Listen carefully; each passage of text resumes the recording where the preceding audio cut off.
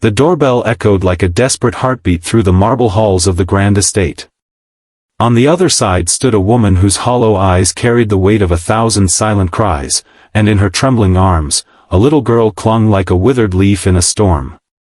Her clothes were frayed, her cardigan dotted with tiny holes, and her face bore the fatigue of someone who had walked too far for too long, not just across miles, but across battles, regrets, and empty nights. She didn't ask for money. She didn't beg for shelter. With a voice fragile like cracked porcelain, she simply said, "Can I clean your house, for a plate of food?" Inside, the man who opened the door, one of the wealthiest figures in the city, looked at her face, and froze. His fingers loosened from the door handle. His breath caught. Because this wasn't just a stranger. This was her. The woman he had once failed. If you believe in kindness, second chances, and the power of humanity to rise even from the lowest places, please like this video, comment your thoughts, share it with someone who needs hope, and subscribe to Kindness Corner. These stories are more than entertainment. They're reminders of the goodness we still need in this world. Her name was Elena. Years ago, she had been full of laughter, dreams, and the kind of innocence that believed everything in life would eventually fall into place. But life, she learned, didn't always reward the kind-hearted. After marrying young to a man who promised stars and delivered scars, she found herself abandoned with a toddler and a hospital bill she couldn't pay. One by one, her lifelines unraveled, her job, her apartment, her friends who slowly drifted away when help became routine. Eventually, she was sleeping on a church bench with her daughter cradled tightly in her arms, whispering fairy tales into the wind just to drown out the growl in her child's stomach. Each day, Elena roamed the wealthier neighborhoods, hoping someone might offer a sandwich, a warm jacket, or simply a moment of compassion. Most doors remained closed. Some offered polite refusals. Others didn't open at all. But today felt different. Something, call it desperation, intuition, or divine orchestration, pulled her to that house. A house so pristine, so perfectly out of reach, that even stepping onto the stone path felt like trespassing on another world. Still, hunger doesn't recognize boundaries. She knocked. Inside, Liam Whitmore had just returned from a board meeting that had secured a $20 million contract. The media called him a visionary. Colleagues called him ruthless. But behind the designer suits and glass towers, he was a man who rarely looked back, until that knock shattered something buried deep. When he saw Elena standing there, his eyes widened. Time folded inward. His thoughts scattered. Because years ago, before money and mergers, before marble floors and media praise, he had known her. She was the girl who once stood in line behind him at a college food drive, quietly paying for her instant noodles while counting every dime. She was the girl who had smiled at him on rainy afternoons in the library, when they were both broke but alive with purpose. They were never close, but she had always left a mark, her gentleness, her dignity, her way of making even silence feel warm. And one night, he had seen her being screamed at by her boyfriend outside a diner. He could have intervened. He should have. But he had turned away. That guilt had long been sealed behind walls of ambition. Until now. He let them in. The grand foyer, polished and quiet, now echoed with the hesitant footsteps of a woman who no longer belonged in such spaces.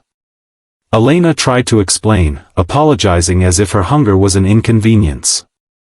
But Liam was somewhere else, caught between the past and the present, shame and duty. He brought food, placed it gently in front of the child first, and then watched as Elena, eyes shimmering, hesitated before eating. Pride and pain are strange companions. As the hours passed, Liam learned fragments of her story, the abusive marriage, the shelter she had lost when funding dried up, the nights spent at bus terminals and alleyways. But she never once blamed the world. She simply said, "It's just what happened." Her resilience was louder than any pity. The next morning, Liam did something uncharacteristic. He cancelled his meetings. He found a guest room and quietly placed a pair of new clothes, a toothbrush, and a folded note that read, "Stay as long as you need."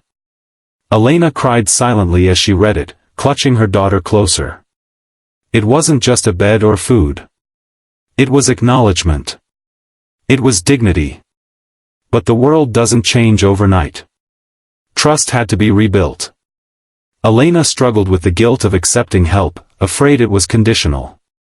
Liam struggled with guilt of another kind, that he had risen so high while people like Elena had fallen unnoticed. Slowly, they talked more.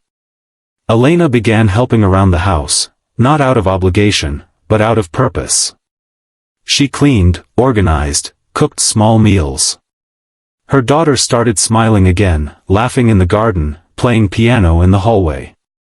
For the first time in years, joy returned to her voice. One afternoon, Liam returned from a charity gala and found Elena sitting by the window, sketching a little garden design. She once studied architecture before her world collapsed. He encouraged her to draw again. She resisted at first, but soon, her designs were adorning the walls of his office.